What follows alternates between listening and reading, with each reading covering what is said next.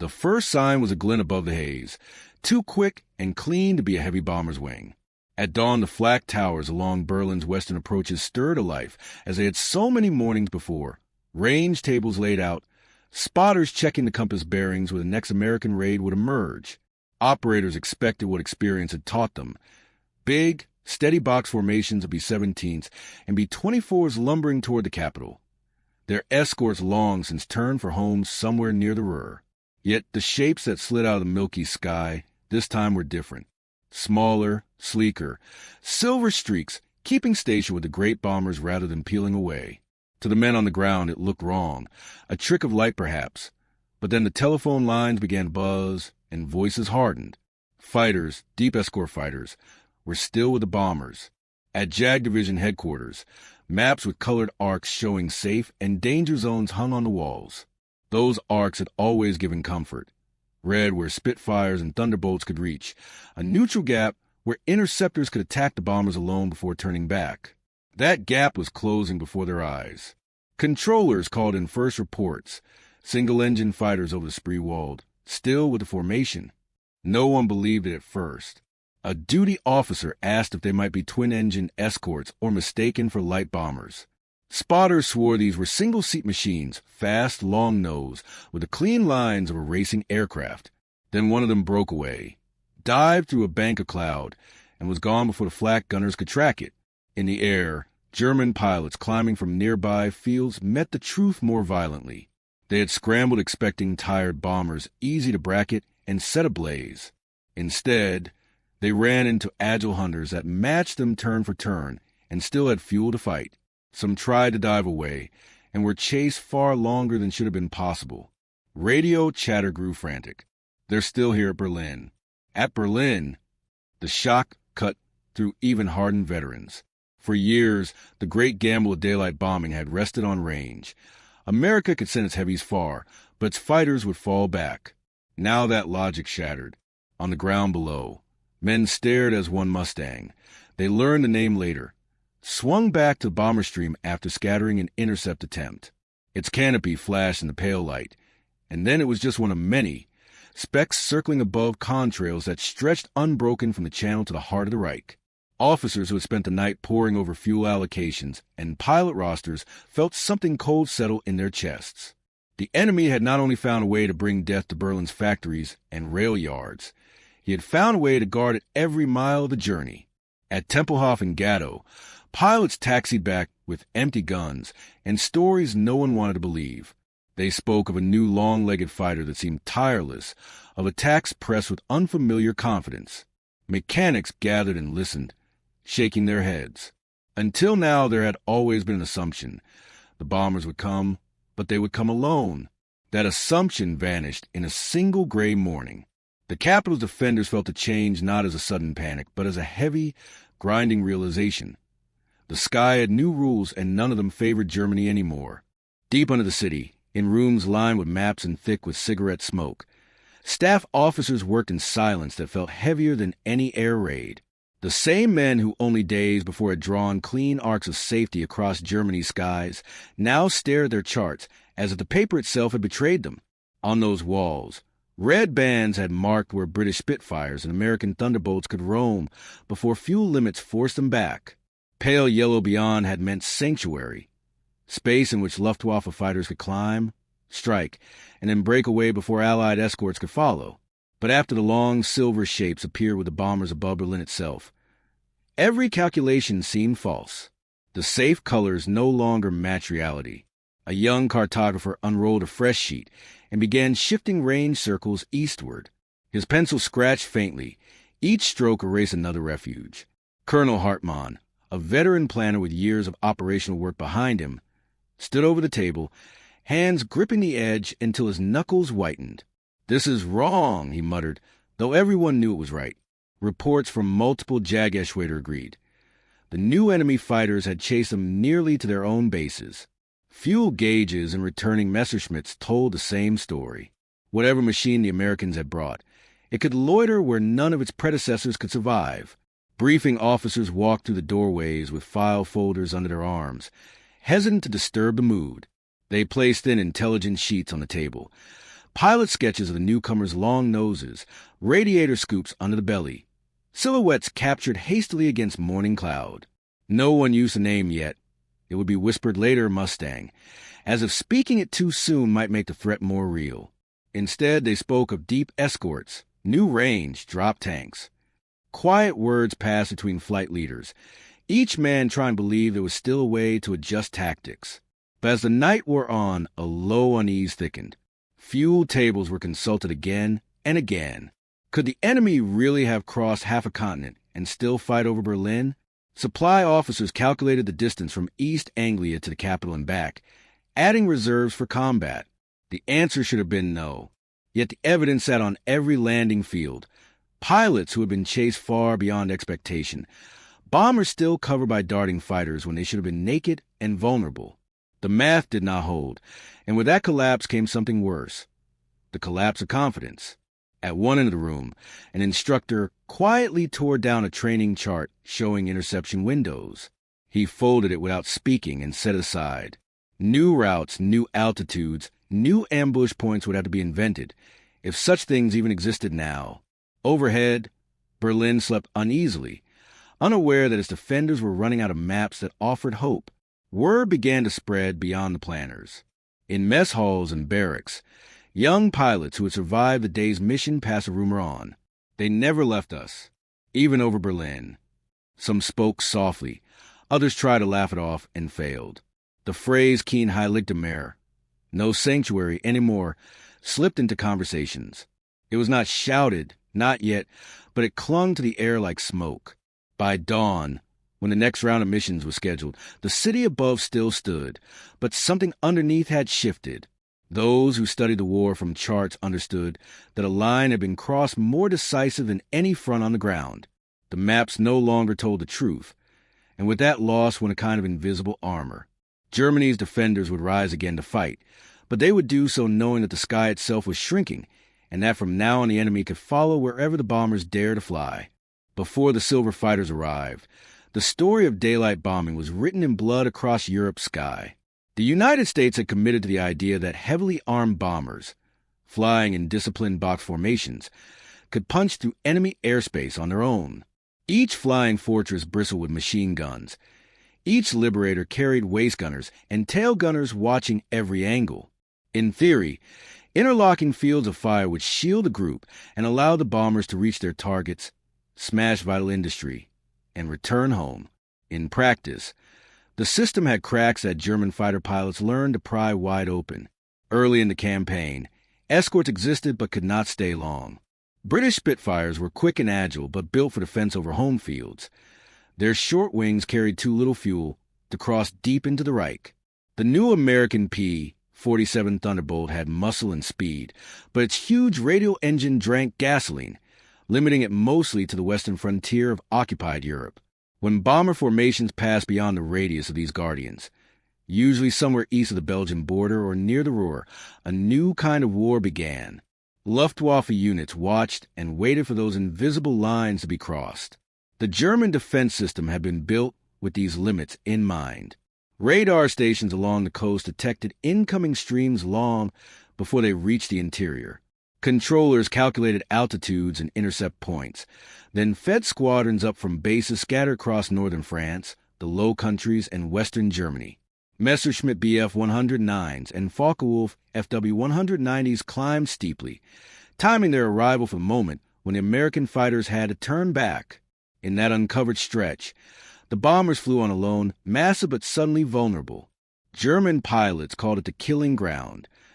Attacks came in disciplined waves, head-on or in slashing passes through the tight boxes of B-17s. One staffel after another would cut in, fire, and peel away, leaving trails of burning fuel and tumbling aircraft. For the defenders, it was deadly work too, but the odds favored them when no enemy fighters prowled nearby.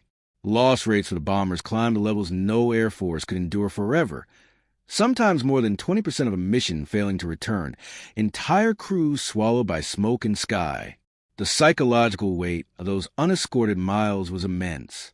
American crews would watch their escorts tip wings in farewell and vanish toward England, then brace for the moment black specks appeared on the horizon. Gunners counted down minutes until contact. Pilots tightened formation, knowing each gap invited a darting attacker. Veteran Luftwaffe leaders studied these routes like hunters reading migration paths. They knew exactly where fatigue and fuel would leave their enemy bare. For Allied planners, it was an agony of arithmetic. To keep bombers alive deep over Germany, something had to break the pattern. But each attempt, stretching Spitfires, adding tanks of Thunderbolts, gained only minutes of extra protection. The distances from East Anglia to Berlin, Leipzig, Regensburg were simply too great for the fighters at hand. Factories in Detroit and Coventry could build bombers faster than pilots could be trained, but at the rate crews were dying, production was only barely keeping pace. By late 1943, the dilemma had reached crisis. Missions like the Schweinfurt, Regensburg raid left so many wrecks smoking across German fields that generals quietly questioned whether daylight strategy was sustainable at all. Yet, abandoning it meant conceding the ability to cripple the Reich's war machine directly. The missing ingredient was range, invisible but decisive. Until someone solved it, the Luftwaffe owned the interior Europe, and the men in Berlin slept knowing the deepest sky was still theirs. The aircraft that would end the nightmare of unescorted bombing did not begin as a savior. When the first North American P-51s appeared in 1942, they were sleek and fast, with long, elegant wings and a cockpit set well back, but they breathed through an Allison engine that ran out of breath above 20,000 feet. Over low altitudes, the airplane was quick and agile, but at the heights where bombers flew, its performance dulled and its range was little better than other Allied fighters. The design seemed promising yet unfinished, a brilliant shape waiting for the right heart. That heart was beating quietly thousands of miles away in British workshops. Rolls-Royce had spent years refining the Merlin, a liquid-cooled V-12 that powered Spitfires and Hurricanes through the Battle of Britain. The engine supercharger let it climb and fight where thin air punished lesser machines. British test pilots wondered what would happen if that engine met the Mustang's airframe. They bolted one into a borrowed fuselage and took it up over the English countryside. The result was startling, a jump in speed and climb, effortless high-altitude performance, and the promise of long legs if fuel could be managed. But Britain could not spare enough Merlins for mass production. The answer had to come from across the Atlantic. In Detroit, Packard Motor Car Company took on the challenge. With blueprints shipped under wartime secrecy, American engineers began building the Merlin under license, adapting it to American manufacturing lines. This was no simple copy. Tolerances had to be translated, production simplified for mass output, without losing the engine's fine balance. By 1943, Packard-built Merlins rolled off assembly lines in numbers Britain could never have imagined. They were crated, shipped, and fitted to Mustangs coming out of North American aviation's plants at Inglewood and Dallas. The transformation was immediate and profound. The Mustang with a Packard Merlin could fly at 30,000 feet and still chase a Messerschmitt. It could cruise efficiently for hours, stretching its range past anything the Luftwaffe had planned for. Allied engineers paired the new engine with drop tanks, teardrop-shaped fuel containers slung under the wings, easily jettisoned in combat. Suddenly, an aircraft conceived for limited defense could run with bombers from the airfields of East Anglia to the very gates of Berlin and back. Pilots noticed the difference first. Climbing out with heavy external tanks, the new Mustangs seemed tireless. At cruise power, they sipped fuel. When battle came, they unleashed Merlin's full roar, diving and climbing with a smooth, relentless pull. Long after Thunderbolts and Spitfires would have turned back for lack of gasoline, the P-51s pressed on, pacing the bombers mile after mile. What made it more than a technical success was scale. The United States could build thousands, engines in Detroit, airframes in California and Texas, parts standardized so production never paused. Each aircraft carried with it the quiet proof that America's industrial depth could adopt a British idea, refine it, and mass-produce it fast enough to change a war's tempo. On the factory floor, women riveters and men fresh from assembly lines turned out fighters that weeks later prowled the skies of Europe. By late 1943, the first Merlin-powered P-51Bs and CS reached combat groups. In their silver skins and with their cavernous range, they promised to escort bombers far deeper than anyone had believed possible. Luftwaffe analysts knew numbers. They understood that if such fighters appeared in strength, the Reich's interior was no longer safe. Yet few believed the production machine behind them could be so vast, so quick to adapt. The miracle was not a single engine or airframe. It was a marriage of British design to American scale.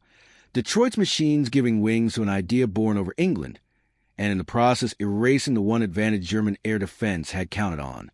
The fighter that had gained altitude and speed with the Merlin still needed one more thing before it could change the map: endurance. Fast and agile were not enough if the tanks ran dry somewhere over the Rhine.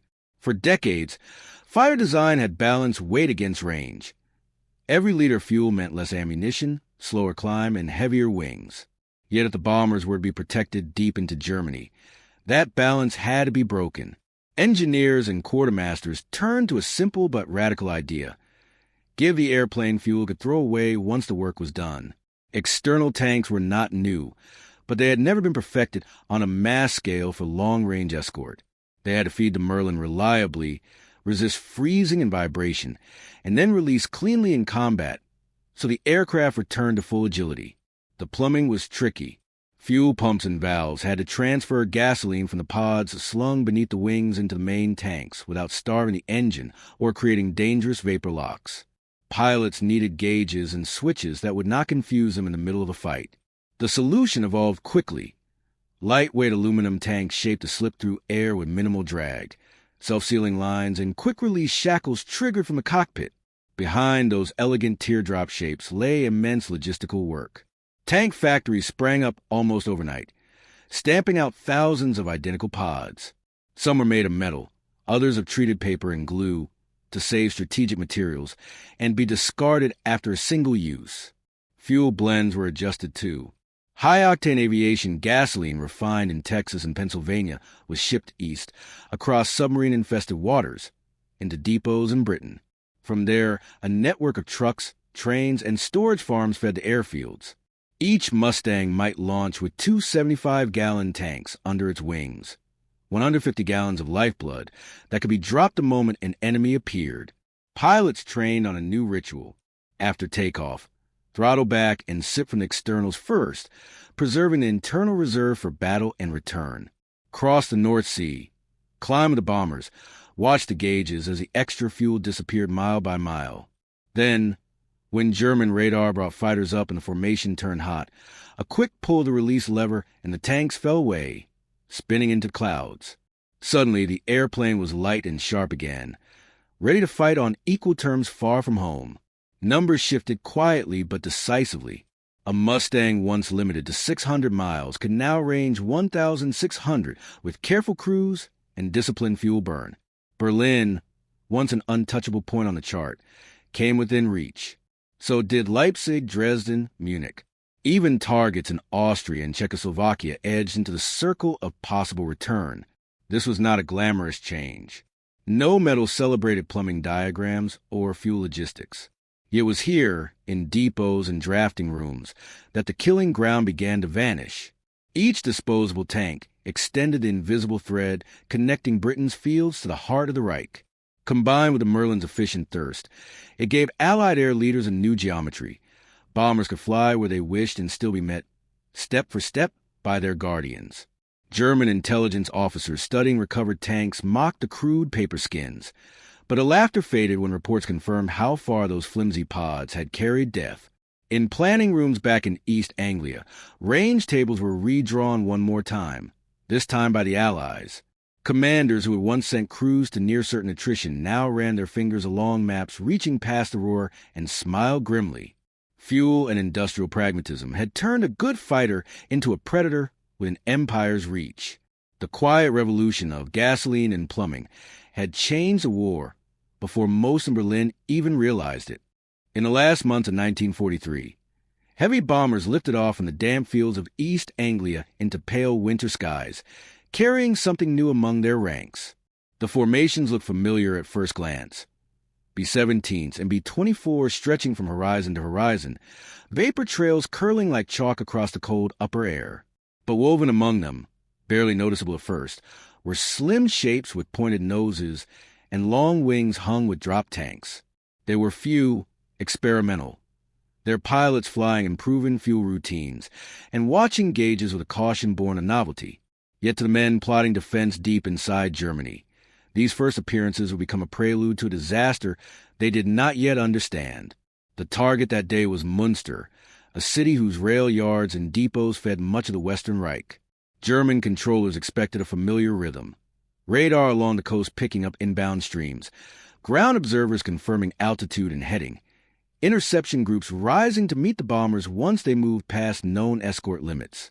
Maps of range arcs still guided the day's plan.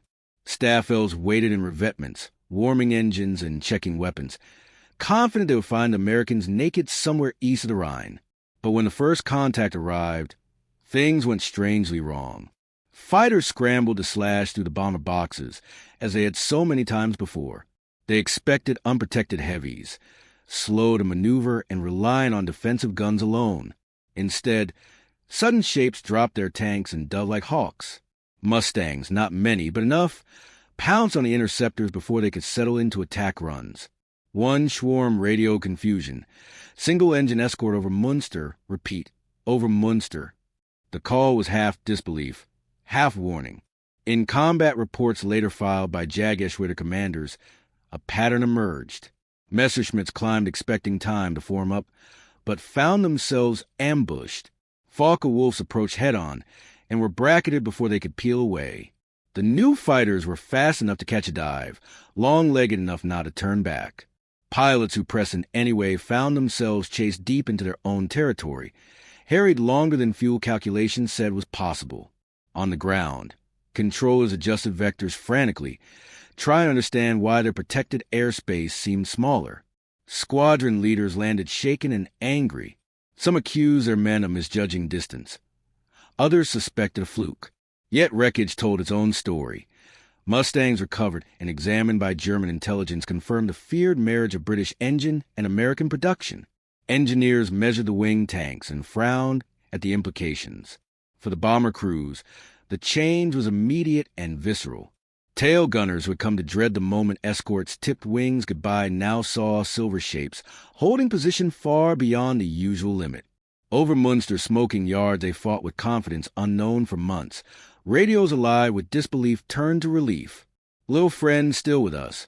1B, 17 waistgunner scrawled in his log. Though only a limited raid, the psychological ripple ran far.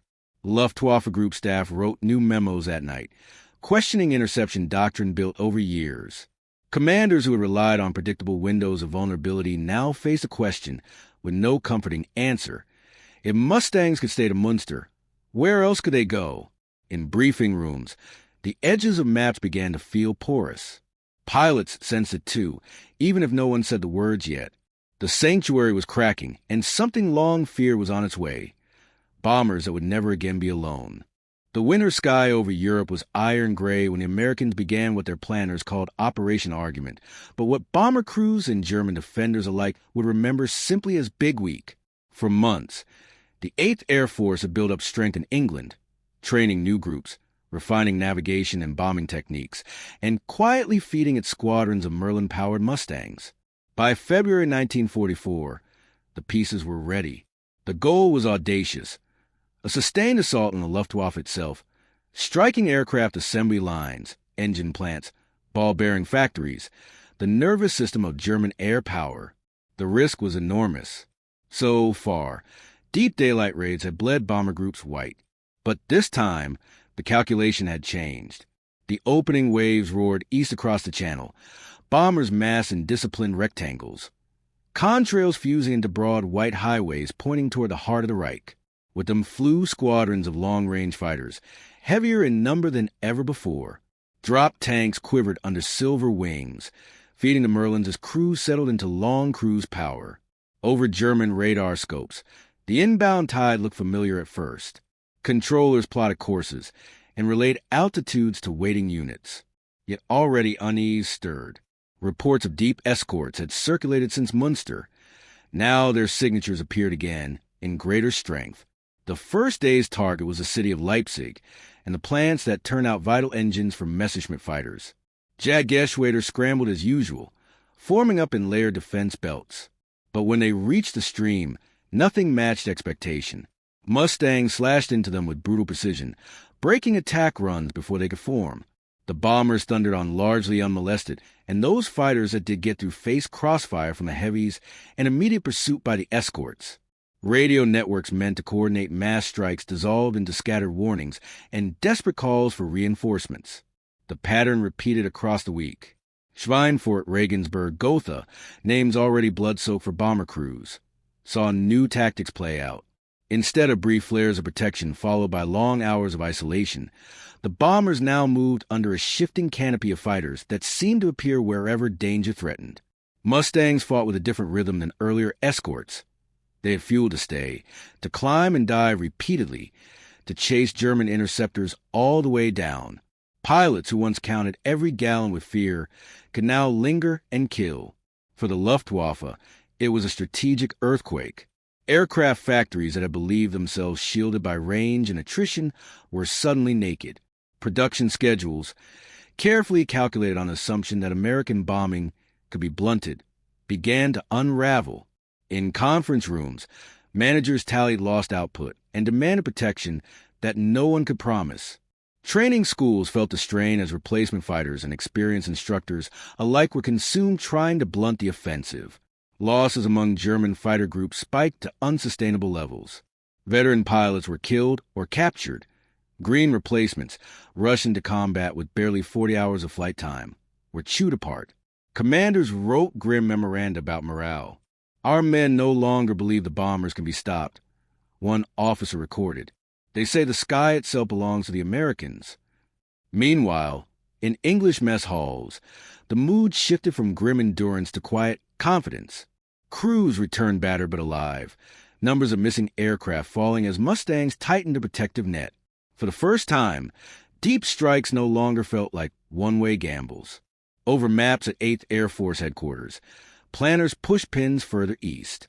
If the Reich's heartland could be reached and held open for days at a time, there was no industrial sanctuary left.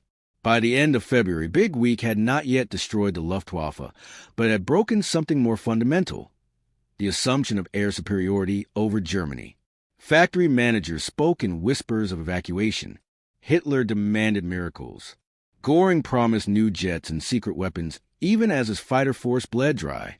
Above it all, silver contrails stretched unbroken from London's outskirts to the Elbe, proof that a new age of air power had arrived and that the empire of range now belonged to someone else.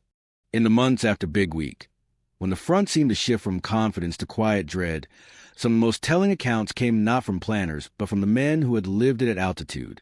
They were the ones who had flown from the Channel to the Oder and back, men who once defined mastery of the air and now found their own notes and logbooks full of unease.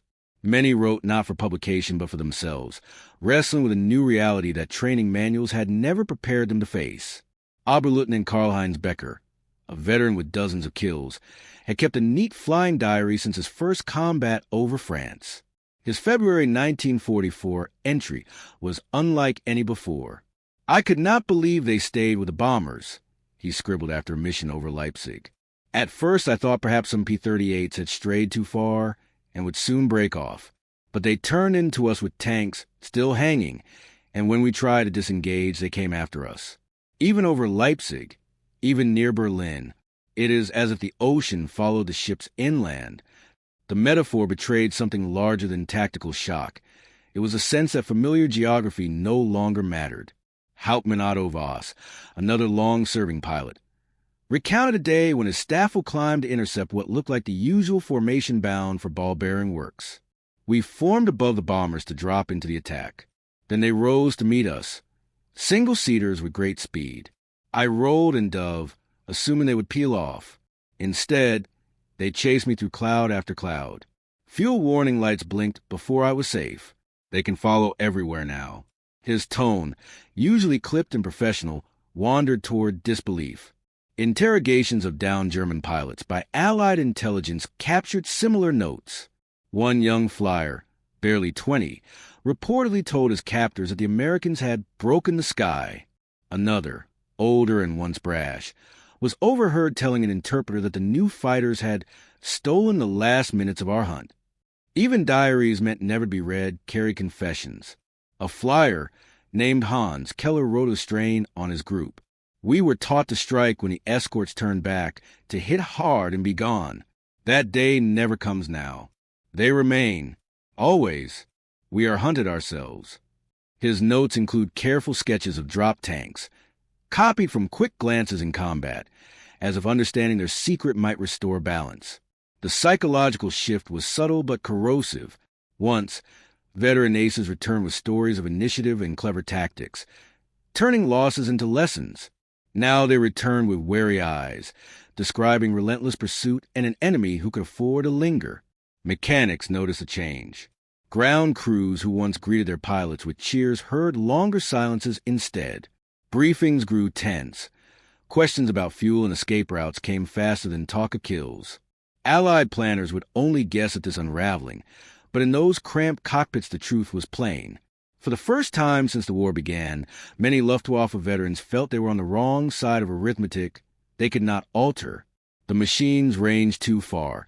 The enemy's production seemed bottomless, and the sky itself, once a hunting ground, was turning against them.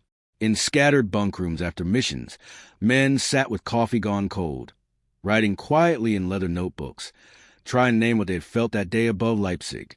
Fear was too simple.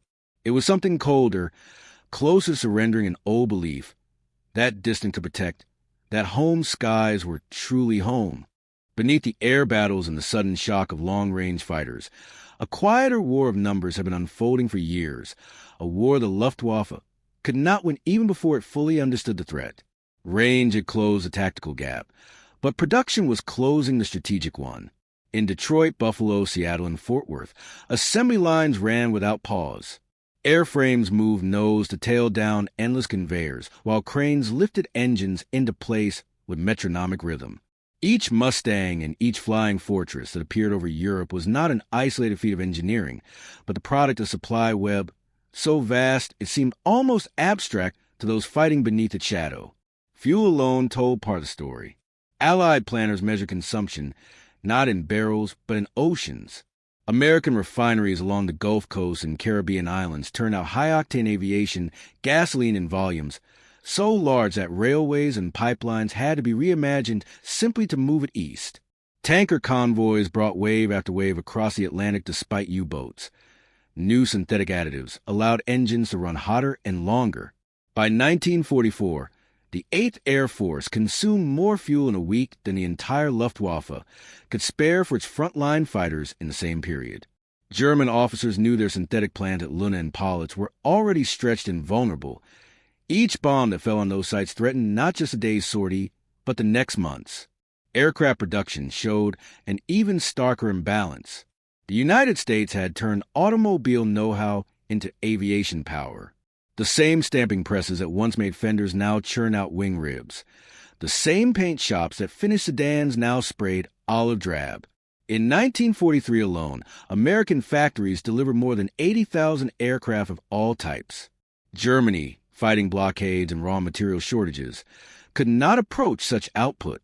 Aluminum shipments shrank. Engines grew scarce. Skilled machinists were drawn away to other desperate programs. Each loss over Berlin was not just one pilot, but months of irreplaceable work. Each Mustang loss could be replaced in days. Pilots were another arithmetic the Reich could not match. Allied training pipelines sprawled across North America, from Texas to Alberta. Fields were full of trainer, instructors, and cadets learning under skies safe from enemy attack. By the time the new long-range escort strategy matured, the United States was producing not hundreds but thousands of fresh airmen every season, enough to fill cockpits faster than the Luftwaffe could shoot them down. German training, once rigorous and selective, had been cut to the bone. Fuel shortages limited flight hours. New flyers reached combat with a fraction of the experience once required. Veterans killed during Big Week left holes that no crash course could fill. In staff papers circulating through Berlin's ministries, this imbalance surfaced in dry graphs and supply tables. Curves representing production and attrition diverged wider each month. Fighter Gruppen requested replacements and received fractions. Squadrons rotated in and returned decimated, while Allied units arrived overseas stronger than when they had left. It was no longer a question of who flew better or braver. It was a question of who could keep flying at all. Even the men at the front began to sense the scale behind their daily encounters. Pilots saw fresh American machines marked with factory stencils, so knew the paint barely dulled. Flown by crews who would be replaced if lost, they returned to hangars where mechanics cannibalized wrecks to keep a handful of aircraft flying, and where new recruits stood thin and anxious, short on hours and heavy with expectation. The contrast was impossible to ignore. This was the war's coldest truth. Courage and tactical skill could not refill tanks or forge aluminum. The sky favored a side that could pour metal and fuel into it without pause. By early 1944, the Luftwaffe's tallies of kills meant less each week. Behind every Mustang or Fortress, destroyed waited 3 more, and behind every dead pilot another trained and ready. The German air arm, once feared and brilliant, was being outbuilt and outflown by an enemy whose resources had no visible edge. The front line saw it first. Headquarters would admit it later. The MAF, relentless and silent, was doing what dogfights alone never could, breaking the Luftwaffe long before the war itself was over. The German air defense had once been a machine of layered precision. Far from the industrial cities, coastal radar arrays swept the sky in great arcs, catching the first traces of American formations as they left the channel behind. Those signals fed plotting rooms where women in headsets pushed markers across enormous maps. Controllers vector fighters into climbing patterns designed to meet the bombers, just as their early escorts were forced to turn back. Closer in, heavier belts waited.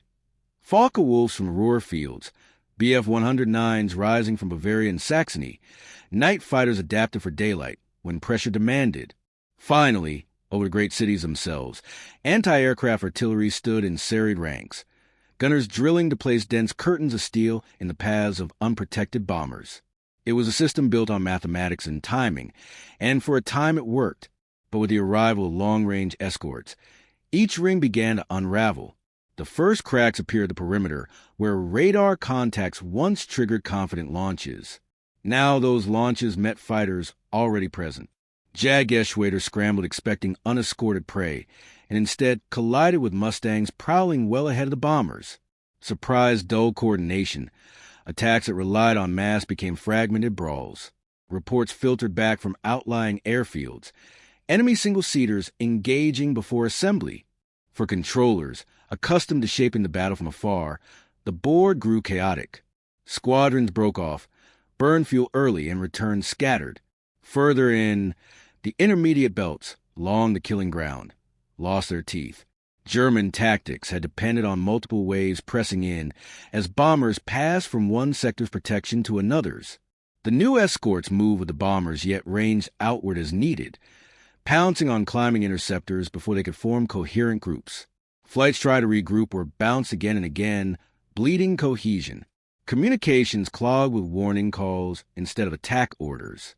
Veteran leaders killed or driven off left formations headless. By the time the bombers reached flak-heavy zones over cities and factories, the last organized fighter resistance often had already broken apart. Gunners looked up and saw not lonely columns of bombers, but shimmering screens of silver fighters above and around them. Some heavy batteries held fire, fearing to hit their own planes still tangled with Mustangs. Others fired blindly and without coordination, far less effective than the carefully timed barrages of previous years. The once integrated whole was reduced to isolated acts of defense, each unit fighting alone. The psychological effect was as destructive as the physical losses. The system had given pilots and crews a sense of control, a belief that the sky could be managed with planning and courage. When Mustangs began appearing at every altitude and in every sector, that belief shattered. Controllers no longer trusted their timelines. Pilots no longer trusted that a gap would open to strike or escape. What had been an orchestrated defense became reactive survival. Factories felt the change almost at once. Where once warning sirens triggered layers of protection, now attacks came with less resistance and lasted longer. Ball bearing plants in Schweinfurt, engine lines in Leipzig. Synthetic fuel works at Merseburg reported repeated hits within weeks. Repair crews could not keep pace. Production schedules crumbled. Rail hubs jammed with wrecked trains as bridges and yards were smashed under the new umbrella of Allied control. Inside Berlin's Air Ministry, staff tried to mask the collapse with revised tactics, decentralized scrambling, higher cruising altitudes, new jet prototypes whispered as salvation. But none of these altered the core fact. The defensive rings relied on predictable limits that no longer existed. The enemy's fighters stayed as long as needed, escorting bombers through every layer once considered impassable. For the men who had built the system, the loss was personal. Officers who had spent years refining radar pickets and interception tables now watched their architecture disintegrate. The carefully drawn circles of safe and dangerous sky blurred and disappeared.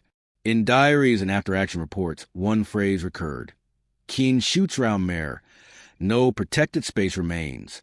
The skies that had once felt like a shield for the Reich were now corridors leading bombers safely to their targets. The defense rings had not failed from lack of courage or skill. They had been outflanked by Reich itself, by a technology and industrial that stretched beyond anything Germany could match. High above the patchwork of fields and forests, where the contrails stretched into endless chalk roads, the tone of the air wore change in ways that no communique could fully capture. It happened first in radio whispers, tiny cracks in a rigid silence once held like ritual among Luftwaffe pilots. In the early campaigns, discipline ruled the ether. Clip calls, formation turns, kill confirmations. But by 1944, as long silver escorts stalked every approach and every escape, that discipline began to fray. A pilot breaking off a failed pass might blurt a sharp curse. Another call sign would reply with something close to a groan. At first, it was rare enough to draw a reprimand. Soon it was simply there, woven into the fabric of flight. On one February morning over the Harz Mountains, an experienced leader tried to rally his staffel for a second attack on a bomber stream heading toward Gotha. Minutes earlier, they had been bounced by Mustangs and scattered. Fuel gauges already edged low. His voice came through steady but brittle. Reform, reform. The answer from a wingman was a raw, unfiltered skice. SIE sind überall. They're everywhere. No reprimand followed. There was no time and perhaps no heart for it. Gruppen Commandair, men who had once been knights of the air, found themselves pleading over scrambled channels. They asked for reinforcements that would not come, for ground controllers to vector fresh elements that did not exist, for parts and spare engines that had been promised but never arrived. The supply chain was collapsing under Allied bombing. Fuel depots burned and synthetic production faltered. When a commander asked if more aircraft could be scrambled from a nearby base, the answer was a long pause and then a flat negative. No fuel to spare. Morale eroded invisibly but steadily. Pilots who had once believed themselves superior hunters now flew like pursued animals, checking their tails more than scanning for targets. The strain showed in mistakes. Younger flyers forgot altimeter settings, broke off too early or pressed attacks too long, hoping for a miracle shot before their own tanks ran dry. Veterans who might once have risked everything for a kill now chose to live and fight another day, knowing the odds no longer bent their way. Ground crews saw the change before headquarters admitted it. Returning fighters landed with empty guns and pilots who stared through canopies for long seconds before climbing out. Debrief rooms grew quiet, punctured only by the scratch of pens on loss reports. Mechanics worked late into the night with scavenged parts, their faces set in the same grim resignation as the men they served. It was no longer a matter of turning out perfect machines. It was about keeping anything flying at all. In the wider system, requests stacked up unanswered. Messages asking for replacement airframes languished, while factories struggled under bombing raids. Appeals for train replacements produced half-trained boys rushed from flight school after only a handful of live-fire runs. The knowledge spread cockpit to cockpit. We are running out of fuel, of engines, of men. By late spring, despair crept into the pre-mission briefings themselves. What had been aggressive strategy sessions turned to caution and survival tips. Leaders spoke of breaking contact early if overwhelmed, of keeping altitude to conserve fuel, of saving enough to return rather than chase an impossible kill. Even the language shifted, from victory to endurance, from dominance to merely getting home. To the bombers they opposed, this change was invisible, but to the men inside the shrinking Luftwaffe, it was a lived, intimate defeat. Each flight ended with another quiet admission, a private one scribbled in a log or muttered on the taxiway. We can no longer hold the sky.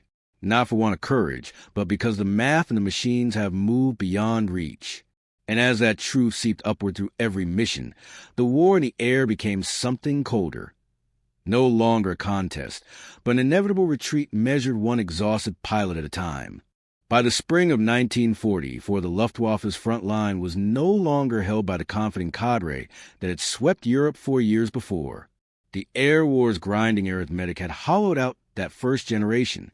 Aces who had once returned from France and Russia with tallies of victories now lay in scattered graves or burned with their aircraft over the Reich. Each loss was more than a man. It was thousands of hours of experience, instincts honed by survival through countless sorties. The system that replaced them could not keep pace with the slaughter. Germany still trained pilots, but not in the way it once had.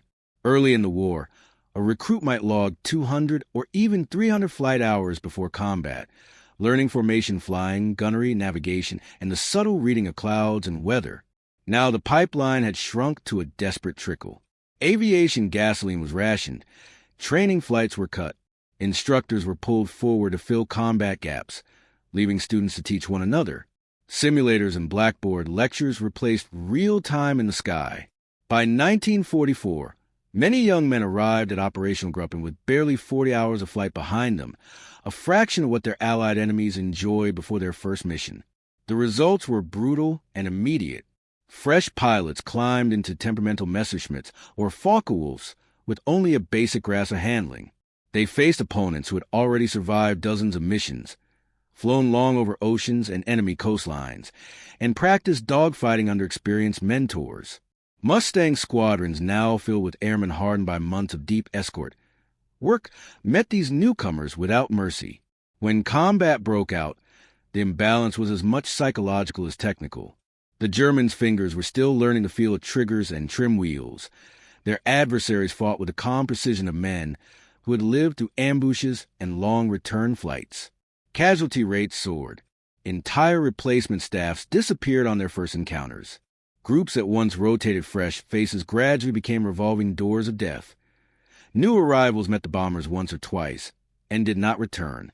Surviving veterans began to speak quietly of flying with children. One seasoned Oberfeldwebel wrote in his journal that his new wingman had never fired live ammunition before climbing into combat. He died within minutes of contact. The toll broke not just numbers but spirit.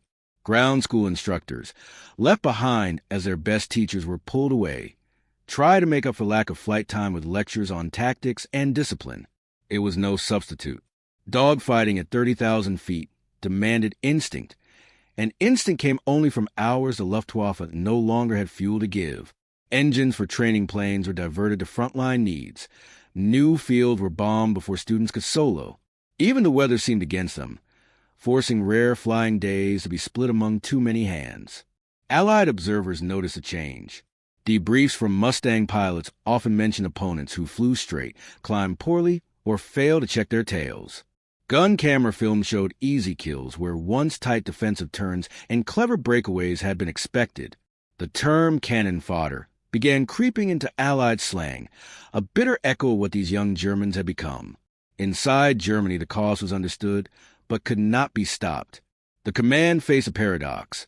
To slow the attrition of veterans, they needed more pilots, but to produce more pilots, they needed the fuel, aircraft, and instructors the war had already consumed. Each attempt to expand training collided with shortages and the relentless bombing of production centers. Each effort to hold back boys until they were ready faltered because the front needed them now. By mid-year, the Luftwaffe's proud tradition of excellence had been replaced by a grim conveyor. A boy might see his first Mustang and his last Sky on the same day.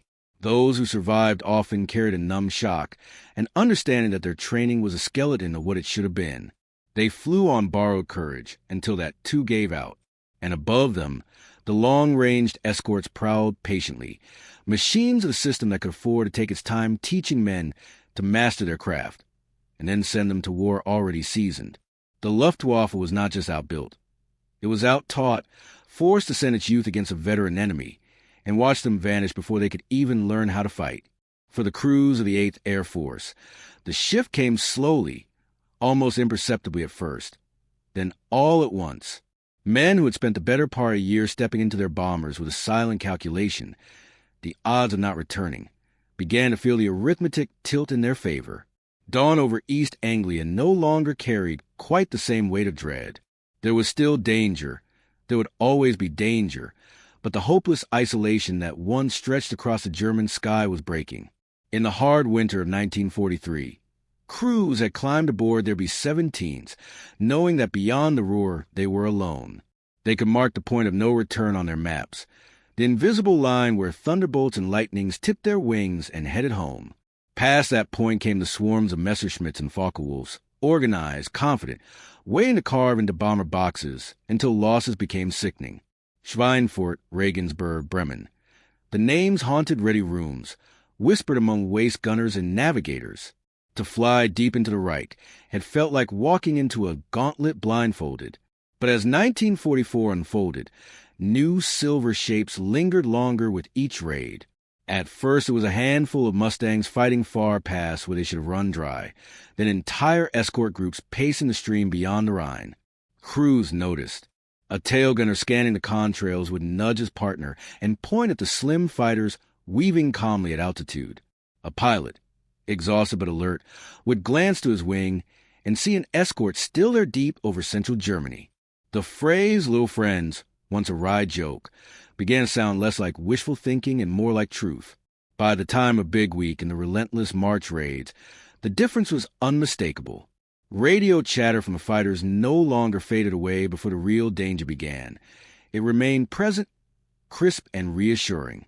Mustang squadrons ranged ahead to clear climbing interceptors, then slid back to ride shotgun as the bombers droned eastward. They peeled away only briefly to pounce on a threat, then returned, fuel still in reserve thanks to those ungainly drop tanks. Over Leipzig, over Gotha, even approaching Berlin itself, crews felt the new shield stretch with them. The psychological effect was as decisive as a tactical one. In briefing rooms, officers could speak of deep targets without watching the color drain from faces. Loss estimates, once grim and whispered, began to shrink. Waist gunners still checked their guns and flak jackets, but the fatalism that had hung in the air before takeoff began to lift. Veteran pilots who had buried friends after earlier missions now told newcomers that survival was no longer pure luck. With the escorts, odds were finally changing. Even the return trip felt different.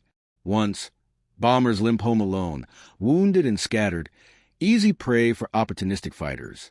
Now Mustangs shepherded them back across the North Sea, sometimes circling crippled aircraft until rescue squadrons could reach them. Radios carried calm American voices guiding damaged fortresses toward the coast, a sound that filled cockpits with unexpected hope. In pubs and mess tents, conversations shifted from tallying losses to dissecting bomb runs and target hits.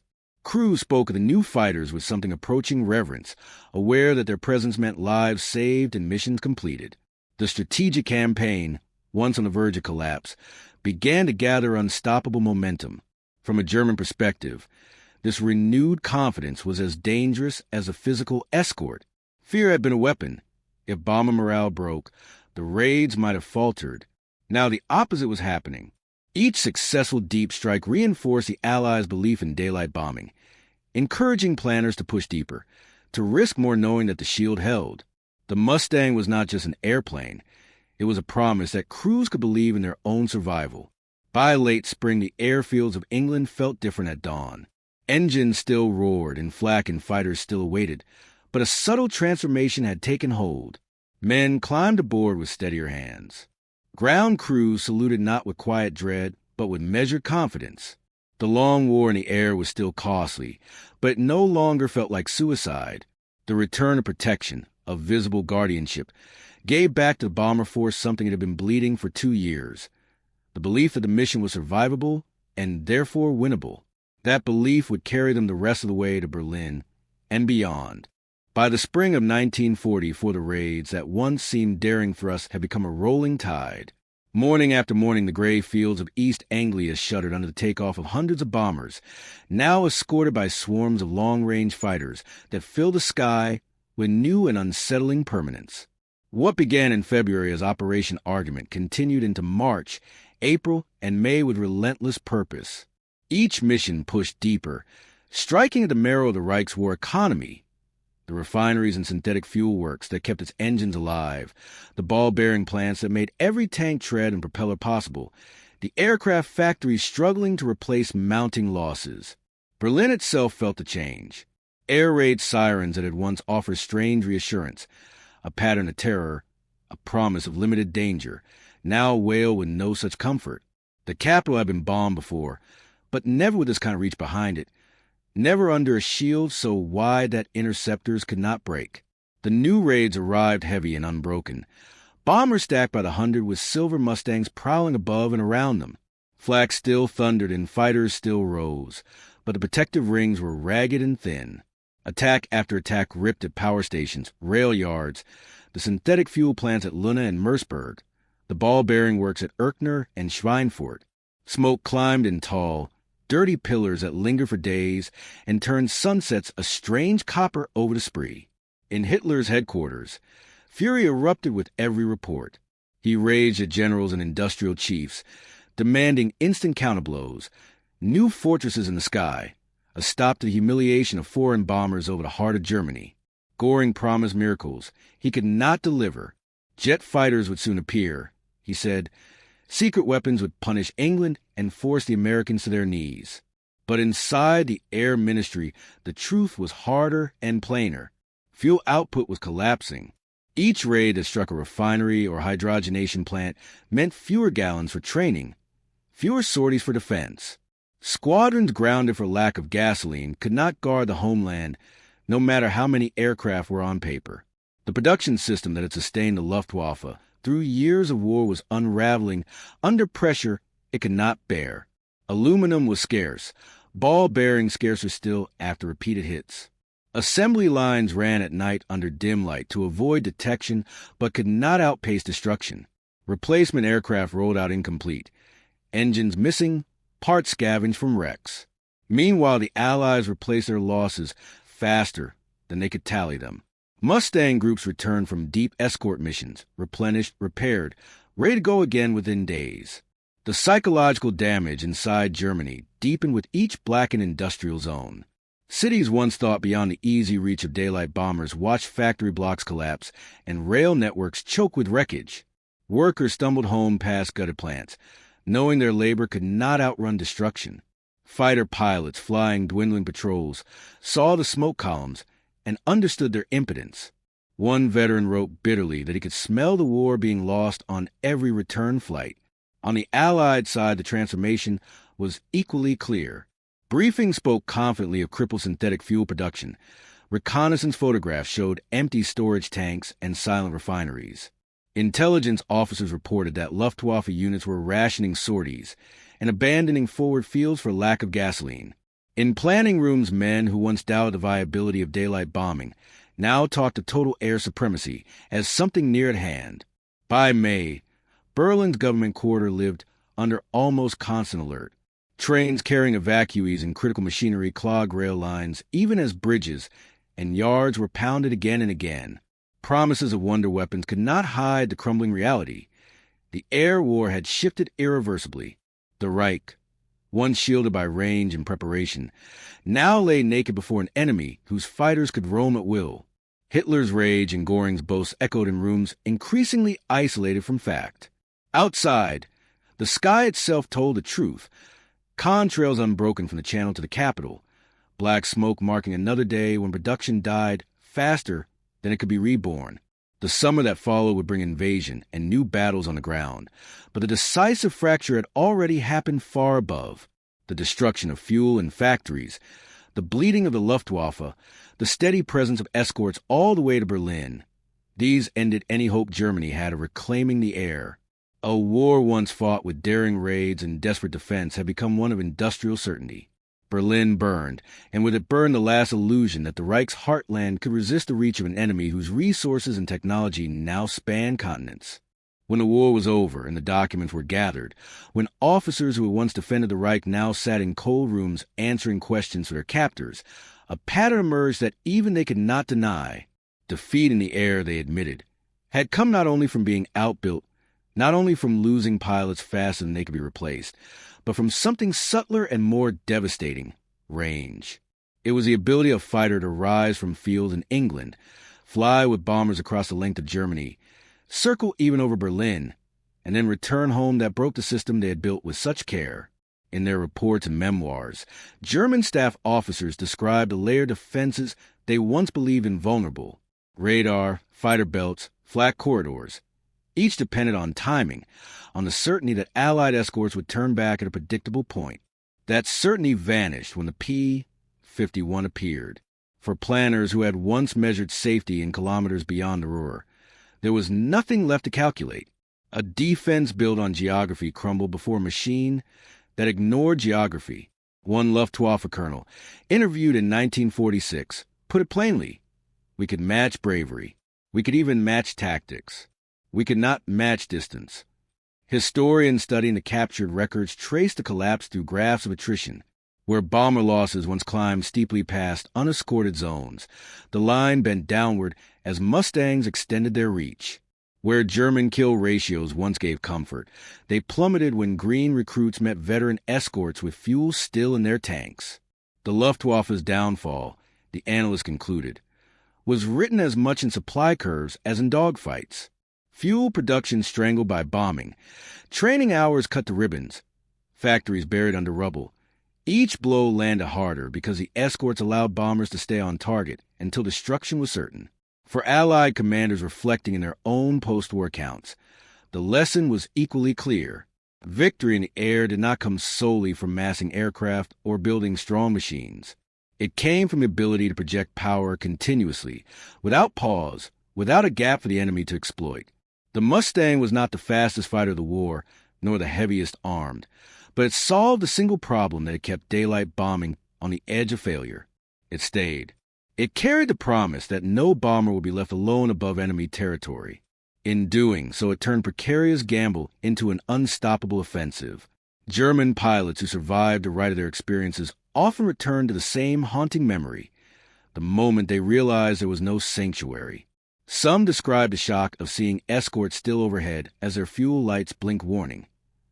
Others remember being pursued all the way to their own bases. One ace confessed that after Leipzig he no longer believed in victory. He flew on only out of duty. Such confessions revealed the deeper truth. Morale had collapsed not because of inferior machines, but because the enemy had erased distance itself. In the years that followed, strategists and engineers on both sides studied the lesson carefully. Post-war air forces designed fighters and bombers alike with range foremost in mind. Tankers and mid-air refueling systems conceived to prevent any return to the old limits. The concept of global reach, born in those cold skies between London and Berlin, became the foundation of modern air power. The ruins of German factories and the wrecks of downed aircraft scattered across Europe told the physical story, but the words of those who had fought told the psychological one. They had not been beaten only by numbers or by production, though those mattered enormously. They had been beaten by an enemy who could choose when and where to appear, and could remain there as long as necessary. Endless reach had proved stronger than courage, stronger than calculation, stronger than any defense that depended on boundaries. In that realization lay the final verdict of the air war. The side that commands distance commands the future.